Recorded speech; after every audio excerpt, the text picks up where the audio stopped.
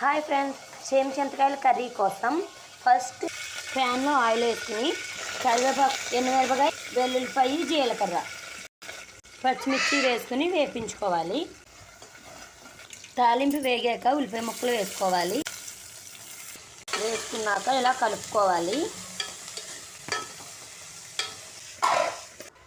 బాగా వేగాక చిటికెడు పసుపు, టేస్ట్కి సరిపడే సాల్ట్, తగినంత కారం వేసుకుని బాగా కలుపుకోవాలి. చింతకాయలు వేసేసుకోవాలి. ముందుగా గింజలు తీసి వేసేసుకోవాలి. వాటర్ పోసుకోవాలి.